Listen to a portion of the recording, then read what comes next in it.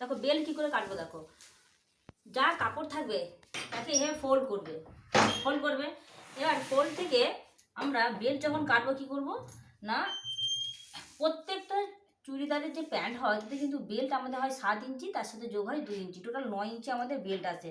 কত? 9 ইঞ্চি। দেখো এখান থেকে 9 ইঞ্চিতে দাগ দেবে, দাগ দিয়ে কাপড় থেকে বেল্টের জন্য কাপড় আলাদা করে নেবে। যেহেতু আমি কেটে রেখেছি তোমাদেরকে দেখিয়ে দিচ্ছি, দেখো এই দেখো বেল্টের জন্য আমি 9 ইঞ্চি মাপের একটা এরকম ফোল্ড করেছি, ফোল্ড করে দেখো 9 ইঞ্চির মাপের একটা কাপড় আমি বের করে নিয়েছি বেল্টের জন্য। এটা কিন্তু ফার্স্ট স্টেপ। যা কাপড় থাকবে তার থেকে 9 ইঞ্চি মাপের বেল্টের জন্য বের করবো। এবার বেল্টের এই লম্বাটা কত নেবো সেইটা কীভাবে বের করবো। বেল্টের লম্বাটা দেখো তোমাদের হিপের মাপ যা হবে তার চেয়ে 8 ইঞ্চি যোগ করবে। তাহলে আমার এখানে হিপের মাপ কত আছে, দেখো আমার এখানে হিপের মাপ দেখো, দেখে নাও এখানে হিপের মাপ আছে কত, 32 আছে হিপের মাপ।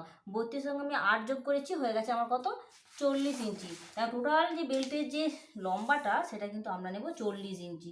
দেখো এই দেখো 40 ইঞ্চি বেল্টের লম্বা নিলাম।